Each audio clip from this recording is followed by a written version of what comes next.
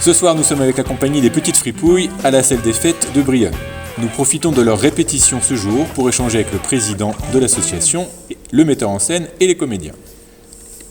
Laurent, Anthony, bonjour, comment allez-vous ? Bonjour. Oui, moi ça va. Oui, moi aussi.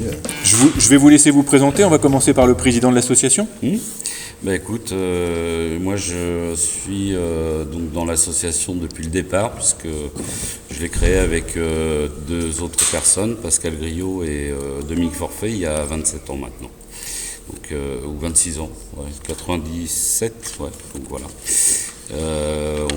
C'est une association qui existe et qui vit pour le théâtre, pour le spectacle vivant et pour l'animation de la vie locale. Voilà. Et moi, je suis président depuis 5 ans maintenant. Voilà. Avant, j'étais membre.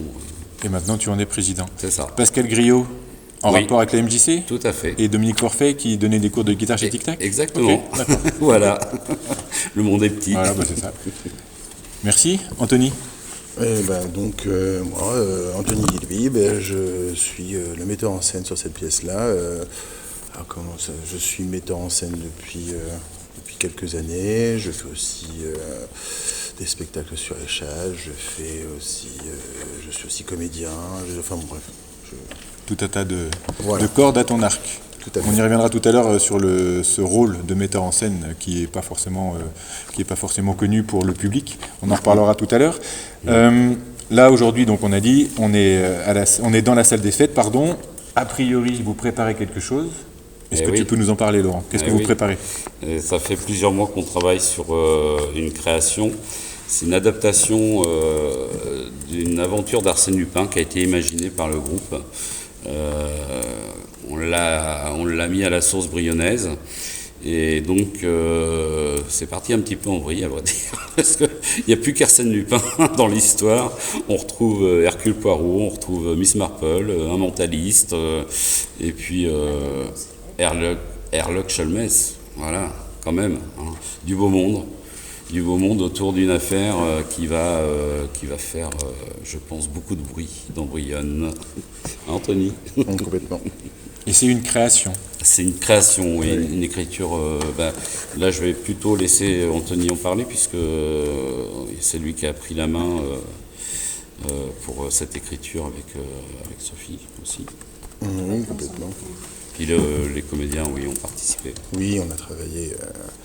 On est parti sur la fameuse série avec Georges Descrières, et puis chemin faisant, on a eu beaucoup d'inscriptions, donc il a fallu réécrire, il a fallu réadapter, réécrire. Donc là, on a une sorte d'Avenger. C'est ça. Qui vont essayer de résoudre cette fameuse énigme. Une alliance entre différents détectives, exactement. C'est ça ? Ok. Célèbre détective européen. Voilà. Très bien. Ok. Du coup, par rapport au rôle de metteur en scène, ce n'est pas que de la mise en scène par rapport à ce que vous dites là. Non, c'est aussi un rôle d'écriture à plusieurs mains, et on y reviendra tout à l'heure. Ok. Et puis il y a aussi toute la partie conception des décors, la réflexion autour des costumes. C'est collégial en fin de compte. Il y a un vrai travail collégial. Ce que vous préparez là, ce dont vous parlez, c'est ce que nous allons voir vendredi, samedi et dimanche Tout à fait. de cette semaine. Ok, très bien. Là, vous nous avez parlé tous les deux de la genèse de la pièce. Tout à l'heure, je disais qu'on allait revenir vers toi, Anthony, par rapport à un metteur en scène, c'est quoi ? Qu'est-ce qu'il fait ? Il est derrière sa table, là-bas, il place les comédiens, il regarde que fait-il ? Alors, là, dans ce cas-là, il fait travailler les comédiens sur leur texte, leur placement, les intentions de jeu. Il essaie d'éclaircir un petit peu la façon de jouer, d'interpréter son personnage. Si les comédiens ont des interrogations concernant leur personnage, voilà, s'ils cherchent du fond à leur personnage, voilà, leur apporter des solutions, des choses à cogiter pour qu'ils puissent construire leur personnage. Il n'y a pas que ça, il y a tout le travail de recherche avec eux aussi, puisque là, même pour écrire, on a travaillé sur des bases d'impro, on a fait un peu d'écriture plateau, on a fait un petit peu d'écriture... Enfin, voilà. D'accord. Il y a eu vraiment c'est un ensemble. émulsion, D'accord. voilà. Okay. Est-ce que c'est propre à vous, à votre troupe, à votre compagnie, ou est-ce que on retrouve ça chez d'autres metteurs en scène? En général, la mise en scène, c'est plus avec un texte déjà existant et qu'on adapte avec sa compagnie. En général, c'est plutôt ça. Donc le metteur en scène, il a quand même une vision aussi. Là, c'est vraiment complet, on va dire. C'est pas uniquement la vision sur un écrit, mais parce que tu as participé à l'écrit. Complètement. Okay. En plus de ça, nous, dans l'esprit des petites fripouilles, on aime avoir aussi dans les créations pas que du théâtre. Il y a là entre autres de la chanson. Donc il y a une chanson de fin qui a été enregistrée en studio. Donc il y a aussi une découverte de différentes disciplines artistiques. D'accord. On n'a pas exploré encore la danse, mais ah oui, il y a du tango, c'est vrai. Oui, oui, pardon, excusez-moi. Donc dans d'autres pièces, on a mis de la magie, des effets spéciaux, et donc on travaille avec des professionnels. Anthony est un professionnel metteur en scène, mais on travaille avec d'autres professionnels, des intermittents qui sont des techniciens par exemple, des sondistes. Des compositeurs, une maquilleuse là, entre autres, parce qu'il y a pas mal de postiches sur la pièce. Donc il y a vraiment un travail global sur la création qui n'est pas juste, on prend un texte, on l'apprend et puis on la met en scène, c'est pas que ça, quoi. Il y a vraiment, on essaye ils en parleront peut-être tout à l'heure, mais on essaye vraiment de faire aussi découvrir différents aspects aussi du spectacle vivant, entre autres le montage. Ils ont participé aussi au montage, ce qui est intéressant. On va juste préciser, quand tu dis ils ont participé, là on entre dans ce que j'ai cru comprendre, l'atelier qui est ciblé. Exactement. Adulte. Ado, c'est ça. Ouais, Tu peux expliquer un petit peu aussi la genèse, d'où ça vient, pourquoi, comment ça fonctionne, et ensuite vous pourrez expliquer aussi comment vous le vivez, s'il vous plaît. Cet atelier-là, il a existé, ça fait 7 ans qu'on a réactivé les ateliers à Brionne, puisqu'il n'y avait plus rien. Donc on a proposé à la commune, dans un premier temps, un atelier théâtre, jeunes. Et c'est vrai que dès la première année, ça a très très bien marché. Et il y a eu tout de suite des demandes d'adultes. D'accord. Et il se trouve qu'à cette époque-là, on était quand même bien structuré. On avait beaucoup de monde qui gravitait autour de nous, qui avait aussi envie de faire du théâtre et qui ont intégré l'atelier adulte. C'est comme ça qu'il est. D'accord. Donc on a eu plusieurs années où on a fait 5 créations. Et puis on a eu une pause avec l'atelier adulte, parce que c'est moi qui le menais avant, Anthony n'était pas là encore. J'étais le metteur en scène de cet atelier. Donc moi j'ai décidé de faire une pause. On a fait une pause de 3 ans, parce qu'il y a eu le Covid aussi qui arrive par là. Et puis cette année, c'est vrai qu'il y a eu des demandes. On sentait qu'il y avait des envies, donc on l'a réactivé. On a demandé à Anthony de le prendre en charge, avec nous. Il intervient aussi sur les jeunes, sur les ateliers jeunes. Très bien. Voilà. Et oui, pour qui? Pour les jeunes, malheureusement pour eux ou... Il est impressionnant, il fait gros nounours, mais non, il n'est pas méchant. Ça passe très très bien avec Anthony et on est ravis de travailler avec lui, à vrai dire. C'est un vrai plaisir. Là, on a parlé 2023, la création, le projet. Une question pour aller voir un petit peu plus loin. Est-ce que vous envisagez déjà vous avez déjà dans les cartons d'autres choses, d'autres projets, d'autres idées, d'autres envies qui ne sont pas forcément confidentielles? La réponse, ça peut être oui. Hein. Après, Oui. il y a toujours, on crée, quand on crée, c'est souvent comme ça. Il y a le projet qu'on espère pouvoir faire aboutir qui s'appelle l'Aube de la Liberté, qui est un projet qui a été initié il y a 5 ans, qui a été mis en pause, qui a été mis dans le carton. Et puis on en a discuté avec eux, et c'est vrai qu'on a fait un premier jet, un petit extrait de ce spectacle pour le 11 novembre à Brionne, lors de la cérémonie. Donc ça a été extrêmement bien accueilli par le public. Franchement, on n'a eu que des retours positifs et beaucoup d'émotions, aussi bien dans le public que, je crois, du côté des comédiens. Et ce spectacle, il comporte 10 tableaux, on en a fait 3. Voilà. Donc le projet, c'est d'arriver pour le 11 novembre l'année prochaine, sur la semaine, de le présenter, ce projet. Voilà. Puis, il y a d'autres projets, il y a aussi avec les enfants la pièce de Vicky, la petite Viking. Et puis avec le lycée Boismar, on a un atelier aussi au lycée Boismar qu'Anthony mène pour les internes depuis 2 ans. Et là, c'est un projet qui s'appelle Camping, voilà, Amour et jalousie. Voilà, dont Evan qui est présent là, et donc on dit CPE, non AED. AED, voilà. C'est joli les acronymes. Faut pas se tromper, parce que sinon ça ne veut pas dire la même chose. Mais il fait partie aussi de l'association, il est membre du conseil d'administration, et c'est lui qui fait le lien entre l'asso et puis le lycée, quoi. Voilà. Donc il y a 3 projets là qui sont en route, plus d'autres qui sont arrivés, là, des demandes avec la mission locale, entre autres, et puis la communauté de communes. Donc beaucoup de projets cette année. Ouais. Donc on espère déjà que vous allez bien profiter de ce spectacle de fin de semaine et que les projets, on aura l'occasion d'en reparler. Je vous remercie beaucoup. On va échanger avec les comédiens. Bien sûr. Merci messieurs. Merci. Bon courage pour ce soir. Oui, merci beaucoup. Nous sommes mardi, la fin de journée, le début de soirée. Les comédiens sont chauds, ils sont prêts à répéter. Et ils sont là avec nous pour nous parler des petites fripouilles. Bonjour à vous. Bonjour. Je vous laisse vous présenter. Alors Sophie, vice-présidente de l'association et comédienne de la troupe ado-adulte depuis c'est la 2e année. À toi. Qu'est-ce que tu connais ? Comment tu t'appelles ? Moi c'est Elora. Tu es sûr ? Oui, c'est sûr. Je confirme. Elora, c'est ma fille quand même. Fille de Sophie. Je fais partie aussi du conseil d'administration. Voilà.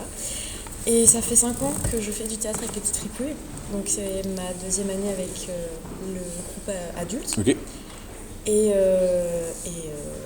voilà. Alors Sacha, je fais partie aussi du conseil d'administration. Je suis rentré dans l'association en début d'année scolaire et ça fait quelques années maintenant que je gravite autour de cette association. Voilà. Et bien moi c'est Evan, également dans le conseil d'administration, trésorier adjoint, et puis c'est seulement depuis septembre que je fais partie de la compagnie des petites fripouilles, mais après j'avais l'année dernière participé plus ou moins de loin avec l'atelier de Boismar qui avait déjà eu lieu l'année dernière. D'accord. Moi c'est Mathias, j'assure la fonction de sous-secrétaire dans l'administration des petites fripouilles et je suis présent dans ce cercle depuis ça fait la 2e année. 2e année, oui, effectivement. Tout simplement. Vous avez beaucoup parlé du mois de septembre. Au mois de septembre, vous avez renouvelé le conseil d'administration ? C'est pour ça qu'il y a des nouveaux ou comment... On a renouvelé l'atelier déjà. C'est ça, oui. D'accord. Surtout. Oui, il y a eu un vent de renouveau au mois de septembre pour cette association. Ouais. L'atelier adulte, si je peux expliquer en 2 mots sa création. Merci. Par exemple, mes 2 enfants font partie de la troupe depuis 5 ans. Donc moi, c'est quand même le début en tant que comédienne ici. Mes enfants sont arrivés au taquet de l'atelier jeune. Ils voulaient absolument continuer. Comme Mathias, comme Max, comme Juliette, enfin comme 50% des comédiens de la troupe ado-adulte voulaient continuer alors qu'ils n'avaient plus l'âge d'être jeunes. Il fallait absolument trouver un créneau pour la plupart internes au lycée Fresnel. Donc le mercredi soir, on s'est dit pourquoi ne pas faire cet atelier ado-adulte en intégrant les lycéens de Fresnel qui rentrent ce soir-là puisque ils ont la possibilité de rentrer le mercredi soir de l'internat. Donc la plupart sont internes, ont intégré. Du coup, moi, ayant mes 2 enfants dans la troupe, j'ai décidé d'intégrer la troupe aussi en tant que comédienne et non pas que vice-présidente de l'association. Donc déjà, j'ai la chance de jouer avec mes enfants et d'accueillir dans mon cœur les autres enfants, parce que j'avoue que j'ai jamais vu ça. Cette dynamique adulte, ado. Cette Alchimie. Mais c'est le mot. C'est le mot. En fait, on est une famille, mais c'est incroyable. Et je pense que je parle pour tout le monde, mais tout le monde ressent la même chose. On s'adore. Pourtant, je suis la vieille, je suis la maman. T'es l'ancienne jeune. Je suis l'ancienne jeune. Et j'ai rajeuni de 20 ans à leur contact, clairement. Et c'est dû à quoi? Est-ce que vous avez une idée, vous tous qui êtes là, c'est quoi? C'est la dynamique, c'est vos personnalités? C'est peut-être, je pense déjà dans un premier temps, le point commun qu'on a, c'est l'amour pour le théâtre et pour l'art, déjà dans un premier temps, ce qui fait que quand on a des sujets de discussion, on se retrouve là-dessus. Donc on est souvent d'accord, même dans nos désaccords, on est d'accord. Ce qui fait que ça doit créer une alchimie aussi forte de ça. Et puis je crois que de toute manière, les personnalités matchent de toute manière. Donc, Et puis il y a eu l'envie, je pense aussi, de faire perdurer cette association et de relancer la machine après ces quelques années d'absence et ces années difficiles. C'est vrai. Après la crise du Covid, à cause de ça. Puis je pense qu'au-delà de ça, comme on est comme c'est un endroit, le théâtre, on doit tous apprendre beaucoup de choses, on apprend chacun des autres ici, donc ça marche bien. Humainement, c'est une aventure extraordinaire. Ouais. Et c'est une belle complémentarité en fait finalement. Ouais. Alors justement, j'enchaîne avec un autre type de question, humain, complémentarité.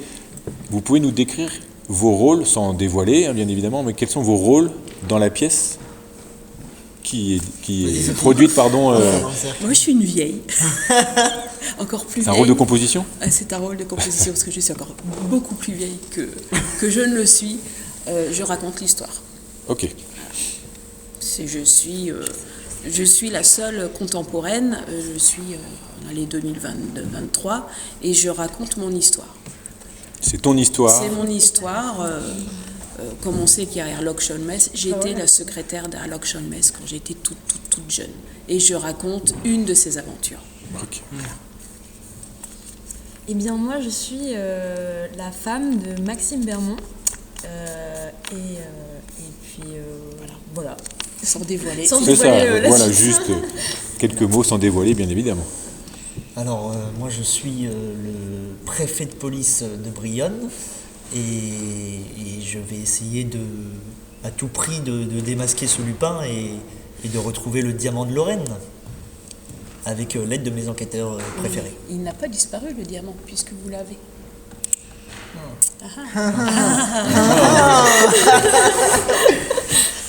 Et bien, moi je pense que ça se voit, hein, je suis Hercule Poirot. C'est ça. C'est un beau légume.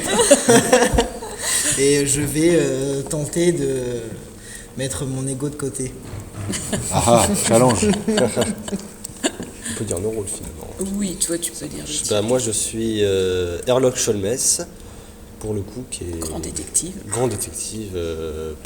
Qui débarque tout droit du Royaume-Uni pour venir en aide à tout le monde et résoudre ce beau bazar. L'intelligence anglaise, le flegme anglais est important. C'est ça. Question toujours concernant le travail d'acteur. Qu'est-ce que ça vous fait d'être sur scène? Qu'est-ce qui vous arrive? Comment vous vous transformez? Qu'est-ce que ça vous apporte? Il n'y a pas d'ordre, hein. Enfin, c'est celui ou celle qui veut répondre, allez-y. Hein, si... Eh bien, pour ma part, qu'est-ce que ça m'apporte? Ça m'apporte énormément de stress dans un premier temps. Énormément de stress qui disparaît à la seconde même où je sors ma première réplique. Le moment où j'arrive sur scène, je suis stressé, je me dis c'est fini, je fonds. Et en fait, je sors une note de ma bouche et puis là, c'est bon, j'ai Et complètement. après, t'es parti, Je suis dans le personnage. C'est comme si Jusqu'au bout. j'écoutais les autres et que je découvrais ce qu'ils disaient en même temps. C'est vrai que sans ce stress et sans cette adrénaline, ce serait beaucoup moins drôle le théâtre pour le coup. Je pense que c'est pareil pour tout le monde, ce oui. sentiment-là. Encore une fois, une chose qu'on partage. Puis ça fait travailler ça me fait travailler l'imagination.